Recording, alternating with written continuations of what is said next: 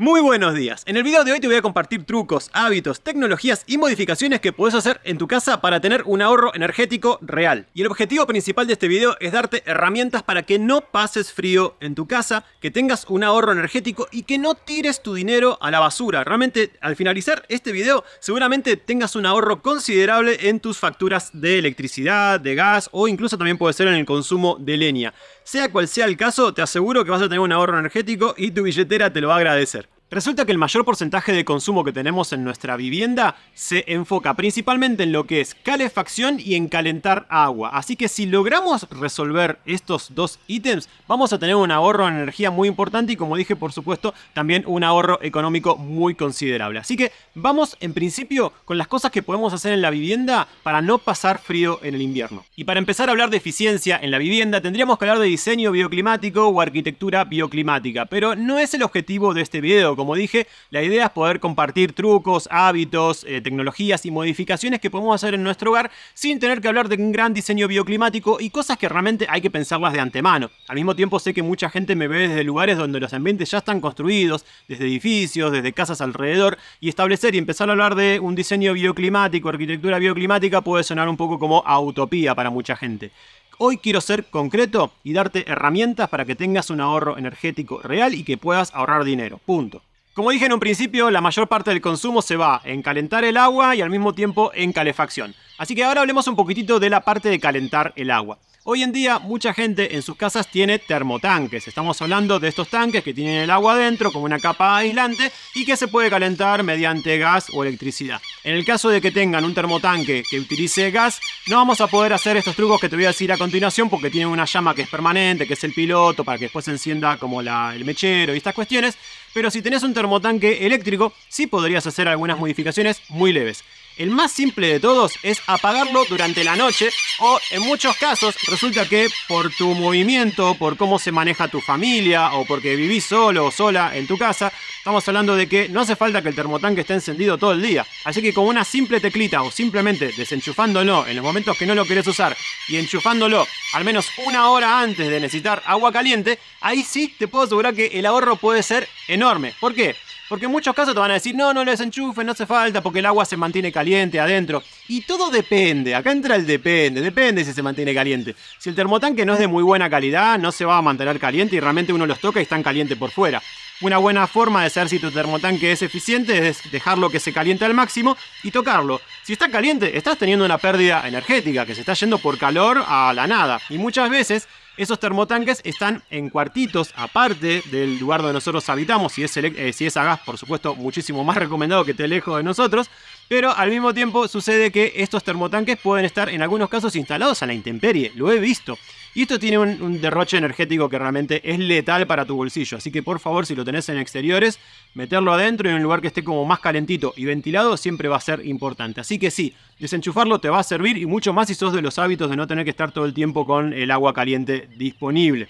Otra cosa que puedes hacer es tener un temporizador. Hay temporizadores que son digitales o mecánicos que son realmente muy económicos. Entonces uno los programa para que se queden apagados durante la noche y que se enciendan a las 5 de la mañana, 4 de la mañana. Uno se levanta tempranito, se pega una ducha y se va a trabajar. Y si no sos de esas personas que se duchan temprano, ni bien salen a la mañana, bueno, quizás no te convenga encenderlo a la mañana. Lo encendés a la tarde. Los termotanques no tienen por qué estar encendidos todo el tiempo. Y ahora hago una observación, porque una tecnología recomendada para poder tener un ahorro dinero, ¿no?, y energético al mismo tiempo, es utilizar termotanques solares. Son estos dispositivos que se ponen apuntando al sol, que calientan estos tubos al vacío o distintos sistemas y que almacenan agua en un termotanque también que está a la intemperie. Resulta que ese termotanque está a la intemperie. Muchos de estos artefactos no son de muy buena calidad, no están bien aislados, estamos hablando de a veces 4 o 5 centímetros de aislación como mucho, y en algunos casos por cuestiones de fallas de manufactura o lo que sea, tienen como filtraciones, la aislación no está bien terminada, lo que sea, entonces uno va, lo toca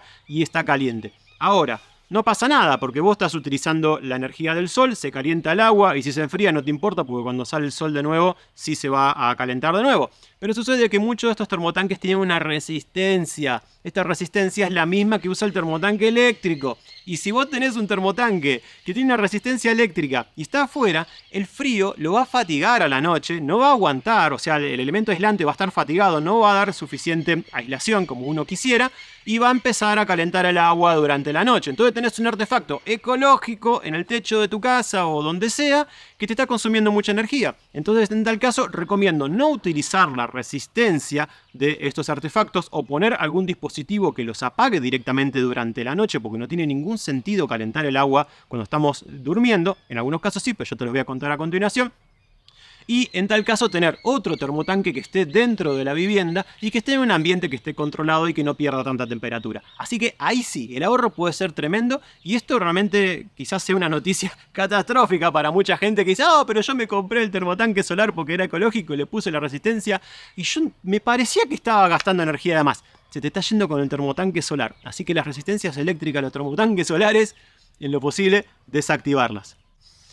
Y ahora, como una tecnología un poco más avanzada, podemos estar hablando que a estos termotanques podríamos aplicarles algo de domótica. Son estos artefactos que los podemos conectar a nuestro teléfono celular y configurarlos para que se enciendan, por ejemplo, con proximidad. Si yo estoy dentro de mi vivienda, el artefacto va a estar encendido. Si estoy fuera de mi vivienda, automáticamente se va a apagar. Y esto es válido, por supuesto, para toda clase de calefacción que también funcione con algún disparador electrónico eléctrico. Así que a tener en cuenta que la domótica hoy en día, quizás para mucha gente es chino, pero no es difícil de configurar y lo podemos tener directamente desde el teléfono y ya está. Otro elemento que podemos instalar dentro de nuestra vivienda, y esto tiene que ver más con las ecotecnologías, y acá es a medida, voy a decir la palabra y ustedes después si quieren busquen, y son estufas solares. Hay un montón de diseños de estufas solares, porque acá lo que se aprovecha más bien son los conceptos de inercia térmica, convección y un montón de cosas más. Entonces uno, en base a estos conceptos, diseña artefactos que sirven para calentar la casa. Se usan mucho en las zonas donde el sol realmente pega muy fuerte durante el día y durante la noche baja mucho, pero mucho la temperatura. Entonces podemos tener alguna estufa solar o alguna pared negra con algún vidrio de frente que caliente toda la pared, así que durante la noche nos está devolviendo justamente ese calor mientras estamos durmiendo. Pero al mismo tiempo lo que podríamos hacer con esa energía es calentar algún banco caliente, podríamos estar calentando alguna serpentina de agua que se almacene dentro de un recipiente, podría ser un termotanque que no esté tan bien aislado para que devuelva ese calor durante la noche, porque resulta que el agua tiene mucha inercia, tiene mucha capacidad de almacenar energía, en este caso almacenar energía en forma de calor. Y esto es bastante interesante porque si con una estufa solar que caliente el agua como una serpentina, podemos meter dentro de la casa esa agua en un compartimento cerrado, porque lo que sucede con el agua es que todo bien con la inercia, todo, pero larga vapor cuando está caliente, en un compartimento cerrado, no muy bien aislado, lo que va a suceder es que durante la tarde, noche, nos va a estar devolviendo ese calor a la habitación. Y por supuesto con medidas de seguridad, porque al elevar la temperatura va a aumentar también la presión por todos los gases, así que tenemos que tener válvulas de escape de agua, alguna forma de rellenar el agua para que no se nos queme nada y estas cuestiones. Por eso digo, nombro estufas solares, nombro los conceptos, tiro algunas ideas, pero las tienen que desarrollar, por supuesto, con total seguridad. Otra opción también bastante interesante para poder hacer algún sistema de calefacción así medio como casero es utilizar paneles solares, pero en vez de contar con baterías de litio, por ejemplo, que almacenan la energía para poder utilizarla en lo que nosotros querramos, podríamos que durante el día, mientras esos paneles solares estén recibiendo sol, estén calentando agua directamente mediante resistencias y que esos tanques estén dentro del lugar donde nosotros vamos a dormir, por ejemplo. Entonces estaríamos almacenando la energía del sol en recipientes de agua. Con esto, yo sé que hay mucha gente que esto ya lo tiene, estos conceptos ya los tiene como incorporados, pero hay mucha gente que se está dando cuenta que quizás no hace falta siempre baterías para almacenar energía. La energía se puede almacenar de distintas formas.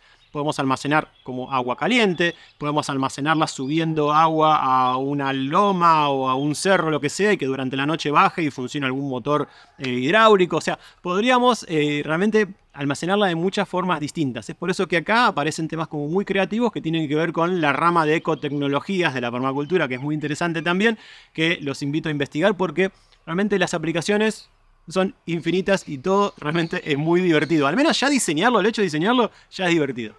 Y ahora les comparto una estrategia que es muy simple y en algunos casos va a requerir alguna que otra modificación. Y es compartimentar la vivienda. Si nosotros tenemos un living comedor que es enorme pero que no lo usa nadie, no lo calefaccionemos. Y si tenemos alguna losa radiante ahí y tenemos la posibilidad de cancelar la calefacción dentro de esa losa, cancelémosla, porque en realidad no necesitamos calefaccionar toda la casa, solo necesitamos calefaccionar los lugares donde nosotros queremos estar calentitos, porque tampoco es cuestión de estar calefaccionados todo el día, porque eso también nos va a terminar enfermando. Cuando salgamos al exterior nos va a dar un pasmo y ahí vamos a empezar a tener un montón de problemas. Al mismo tiempo, lo que sucede con la calefacción en exceso es que muchas veces empieza a secar el aire, y cuando tenemos una humedad baja, eso lo que hace es irritar todas nuestras vías respiratorias, y somos mucho más susceptibles a enfermarnos y agarrarnos un montón de enfermedades infectocontagiosas. Es tan preocupante la sequedad en el ambiente como el exceso de humedad. Estamos hablando de que tendríamos que conservarla entre un 30, 60%, 40, 60%, sería algo saludable. Ya más allá de eso, hacia arriba o hacia abajo, es preocupante. Así que no tenemos que vivir sobrecalefaccionados, y en lo posible tenemos que tener algunos ambientes que estén fríos justamente y que estén relativamente húmedos como para poder estar en buenas condiciones. Ahora, volviendo al tema. Si tengo una vida que requiere que esté mucho en casa, por lo que sea, porque me dedico a la casa, porque trabajo desde casa, lo que sea, no necesito calefaccionar absolutamente todo. Y de hecho, si estoy en la cocina, capaz que ni necesito calefacción, porque estoy cocinando y eso también genera calor. Pero si estoy en la oficina y o en un estudio o lo que sea, quizás sea ese el lugar nada más que necesites calefaccionar, y antes de irte a dormir, un ratito antes, empezar a calefaccionar lo que sería la habitación.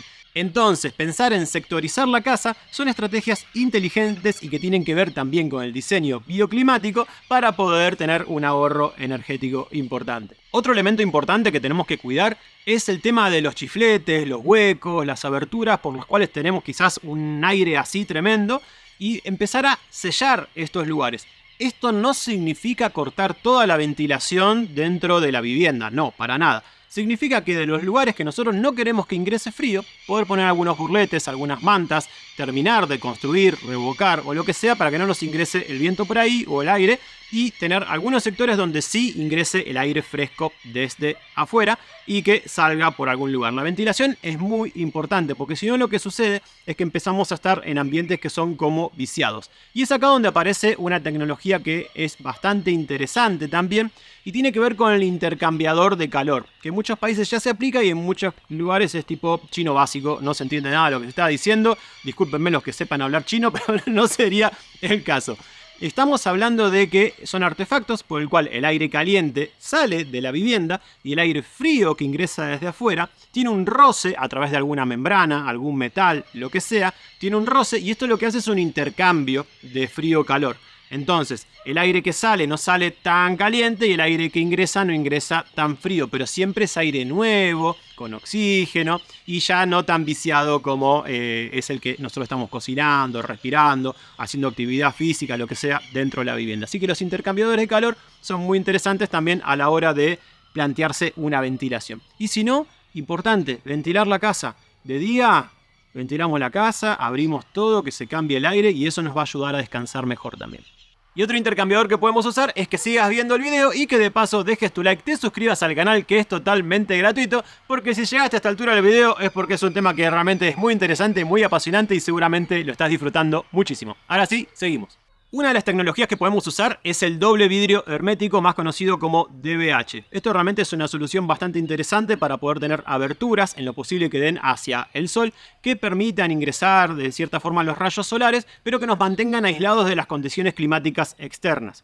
Este vendría a ser el concepto general. El tema es que hay gente que ha exagerado un poquitito las propiedades de los vidrios DVH y ha cometido crímenes arquitectónicos que realmente a mí me duelen los ojos cuando los veo. Y es terribles casas, o casas en algunos casos muy humildes, apuntando con DVH hacia el lado opuesto de donde da el sol. Como si esos vidrios DVH realmente nos fuesen a aislar de las inclemencias climáticas y todas estas cosas. No, son más aislantes que los vidrios simples, pero tampoco lo vamos a comparar con una pared nueva, más tecnológica, con capas aislantes, o una pared de las de antes de 60 centímetros de espesor. No, el DVH está pensado más que nada para aislarlo de las condiciones climáticas externas, pero en ningún caso está planteado para ponerlo de cara al sur, en el hemisferio sur, o de cara al norte, en el hemisferio norte, pensando que eso nos va a aislar del frío tremendo, de los vientos huracanados. No, lo más mínimo. Así que, por favor, el DVH usado de forma criteriosa, porque una vez que nosotros hicimos esa modificación, muchas veces tirados de la soga por gente que quizás no está muy capacitada en temas climáticos, resulta que las facturas de luz de energía eléctrica o gas también, van a ser muy abultadas, va a ser muy difícil calefaccionar esas casas y en algunos casos son irreparables, porque estamos hablando de grandes fachadas inmensas que apuntan al lugar equivocado. Así que por favor, no inviertan gran cantidad de dinero en instalar DVH hacia la cara opuesta. O sea, no tiene ningún sentido y realmente, si lo hacen, van a tener un consumo muy pero muy elevado.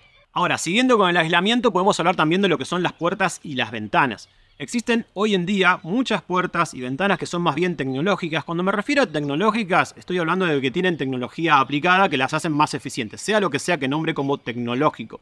Estamos hablando de que muchas de estas puertas o ventanas tienen algo llamado rotura del puente térmico. O sea que si tenemos una capa metálica de un lado y una capa metálica del otro, en el medio se corta con algún elemento que sea aislante, o puede ser en algunos casos hasta el vacío también entre medio, con plástico, con madera o con algunos elementos que hacen que sean como bastante eficientes y que el frío del exterior o el calor del exterior no ingresen a la vivienda. Siendo el caso contrario, las peores aberturas de todas son las de aluminio sin ninguna rotura de puente térmico. Realmente estamos dejando pasar el frío y son muy desagradables. Uno cuando hace frío y se pone al lado de una de estas ventanas de aluminio, el frío es realmente tremendo. Duele a veces la mano de tanto frío que hace.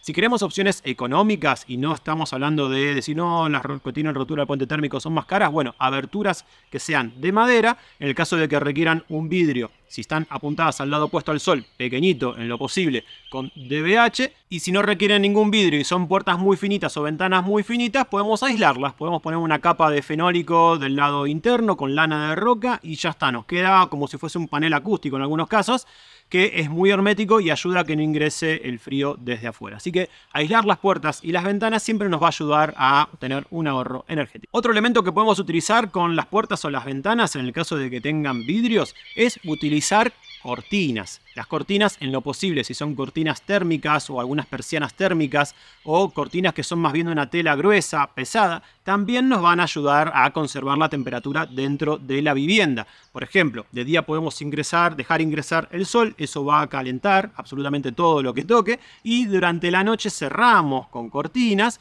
y eso va a ayudar a que el calor no se escape tan fácilmente hacia el exterior. Insisto, si las cortinas son muy finitas no va a servir de mucho, por supuesto que va a tener un efecto, pero si las cortinas son más gruesas o si tienen propiedades aislantes, ahí va a ser muchísimo mejor. Y hablando de aislación, doy por sentado que ya está resuelto también lo que es la aislación del techo, la aislación de las paredes junto con las aberturas y también del piso, porque es donde se escapa la mayor cantidad de la energía de nuestra casa. Así que eso lo doy por hecho, estamos en 2024, es como que hablar de aislación ya es medio redundante, pero por las dudas lo aclaro. Es muy importante aislar los pisos, las paredes y los techos.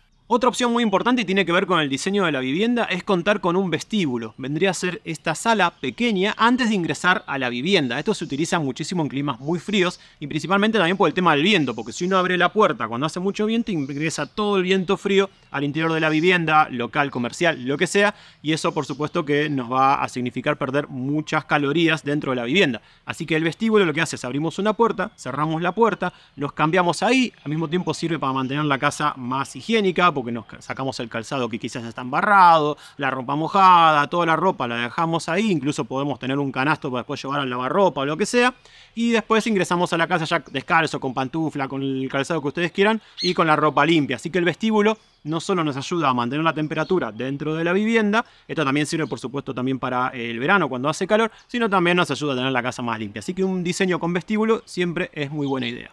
Y ahora le llegó el turno a los sistemas de calefacción. Podríamos decir que los más eficientes son los que puedan almacenar calor dentro de baterías térmicas y los menos eficientes son los que no almacenan el calor en ningún lado y se termina perdiendo de alguna u otra forma. Entonces los menos eficientes y encima son los más costosos normalmente de mantener son los caloventores, los convectores, las chimeneas, estas que son tan gigantes, y también lo que son las salamandras, porque tienen muy poca inercia generalmente, salvo la chimenea que puede tener bastante inercia y si está bien diseñada puede llegar a funcionar, pero normalmente no es el caso. Y las más eficientes son las que almacenan, como dije, en baterías térmicas. Estufas danesas, estufas rocket, estufas rusas o estufas más tecnológicas, más modernas, incluso que pueden ser de índole industrial, que tienen un diseño de como llevar el calor por la vivienda, o sea, Una cosa es el artefacto y otra cosa es el diseño. Podemos tener un artefacto que es muy eficiente, pero el diseño está mal o la estufa está en el lugar inadecuado y no nos va a servir de mucho. Entonces acá todo tomarlo como con pinzas. Pero sí, el caloventor es lo peor de todo, es lo que más consume. Incluso te quema la instalación eléctrica muchas veces si no está bien calculado. La salamandra más o menos lo mismo, y la chimenea lo que sucede es que genera una convección muy grande, el calor, la pérdida de calor es enorme, requiere mucho tronco como para poder funcionar y todo ese calor se va hacia afuera. Y también he visto, y es muy normal ver el crimen de que esas chimeneas estén en el exterior, porque muchas veces vemos las chimeneas en lo que son casas de verano, porque queremos ese fogoncito a la noche y estas cuestiones, pero no significa que esa sea una chimenea para poder usar durante las épocas invernales. De hecho, hace unos años hicimos una estufa Rocket de índole solidaria, acá nomás, a unas cuadras. Tenía una chimenea, no la pudieron arreglar, hicieron un montón de artefactos, con ventiladores, con convectores, lo que sea. Terminamos haciendo una Rocket y fue la solución. Y ahora, también tener en cuenta, y ya tengo varios videos de estufas en el canal, dejo todos igual en la descripción de estufas Rocket, como para que se entienda también que existen muchos modelos y cada modelo puede servir para una u otro fin.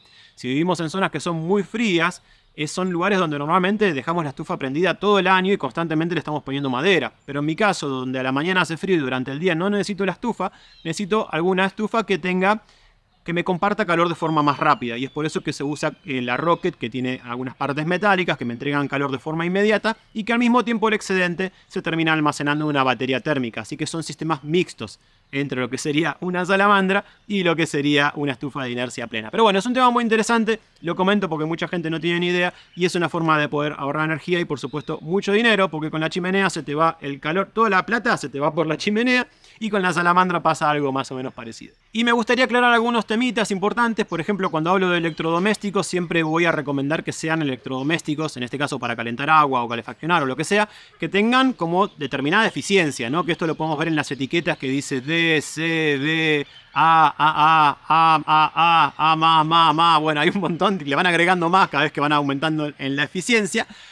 Así que siempre vamos a buscar el sistema más eficiente. Difícilmente encuentren un termotanque que tenga gran eficiencia, pero sí sepan que los de baja calidad, los más baratos, la aislación no es muy buena y en muchos casos falla. Hay lugares donde no está bien aislado, no llegó el aislante, medio como que no importa y realmente uno los toca por fuera y están como calientes. Así que a tener cuidado con eso, invertir unos pesos más, comprar algo bien hecho y ahí ya por el solo hecho de comprar algo bien hecho van a estar ahorrando plata. Y por otro lado también quería aclarar esto del DBH porque mucha gente capaz que se enoja conmigo porque dije que el DBH no sirve. No, no es que no sirve, es más eficiente que un vidrio simple, pero muchos DBH no están bien confeccionados. En muchos casos simplemente son dos vidrios con un plastiquito o con un aluminio entre medio, se sella, queda hermético, listo, ahí tenés tu DBH. No, el DBH eficiente, el que nosotros podemos utilizar para de repente tener alguna certificación de que la casa es ecológica o que emite poco CO2 o lo que sea, estamos hablando de que están al vacío, o sea, se succiona y se dejan al vacío, o si no se rellenan con algunos gases que no permiten, que cortan el puente térmico justamente, o sea, no permiten que la energía pase de un lado a otro. Pero no es el común de los casos, la mayoría simplemente son dos vidrios con un aluminio o un plástico y ya está. Eso no tiene gran poder aislante y lamentablemente son la mayoría de los vidrios. Así que prestar atención cuál es el DBH que compramos si queremos grandes superficies vidriadas hacia lugares no aconsejados.